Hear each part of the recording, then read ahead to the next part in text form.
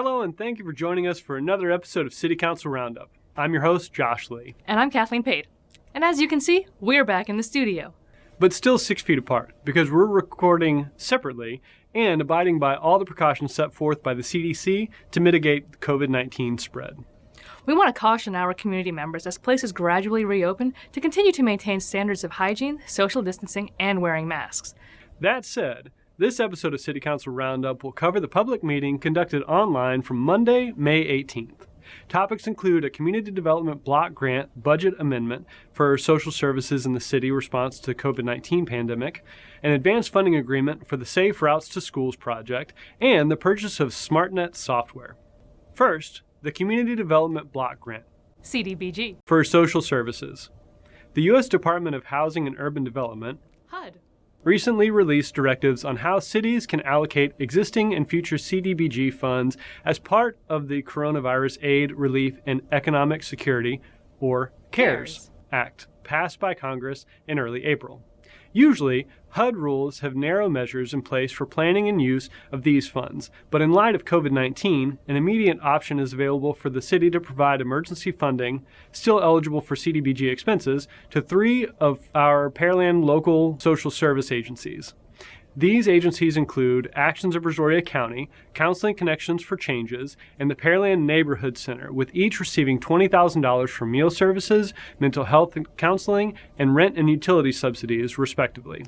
This $60,000 was initially intended for use to restore and preserve the Pearland Train Depot, and that will be looked at for restoring with a new program year that starts review process in just a few months. Staff requested setting 2 public hearings so that anybody interested can voice their input. The first public hearing took place Monday, and a second public hearing will take place on June 8th.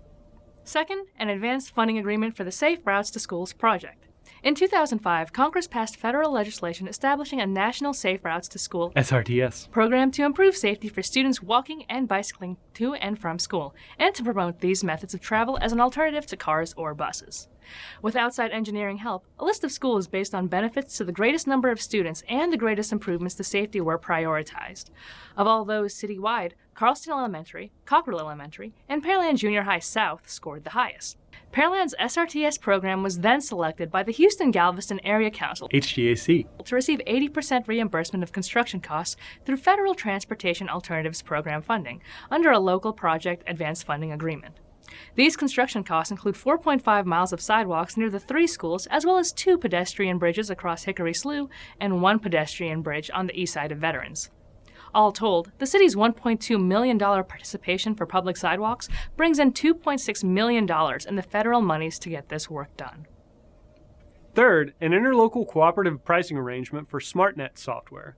The city utilizes several technology platforms to deliver services to the public, which are critical to the city's daily work. As platforms continue to integrate and rely on each other, our city's IT staff has to ensure adequate maintenance for both the software and hardware supporting city departments, including network infrastructure, wireless communication, cybersecurity, malware protection, server infrastructure, and many critical applications such as geographic information systems, closed-circuit television, and police body cameras.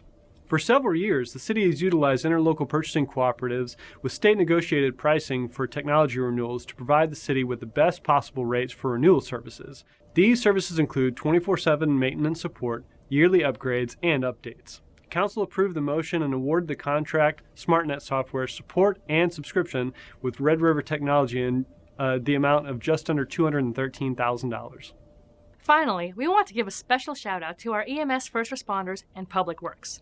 This week, May 17th through the 23rd, is National EMS and National Public Works Week, and we want to honor and say a very special thank you to all their hard work every day, most especially in light of the COVID-19 pandemic. So thank you. Finally, we want to give a special shout out to our EMS... Kathleen already covered that. She did? Yeah. All right then. Well, that's all we wanted to cover today, so thank you for joining us. As always, we hope that this series makes the information easy to understand and useful for those interested in your Pearland city government. You can find links to more detailed information below or by visiting pearlandtx.gov. Leave a comment below if you have any questions or suggestions. Click here to watch the last episode of City Council Roundup. And here to subscribe to the channel. Hey Kathleen, Oh yeah, I forgot she's not here.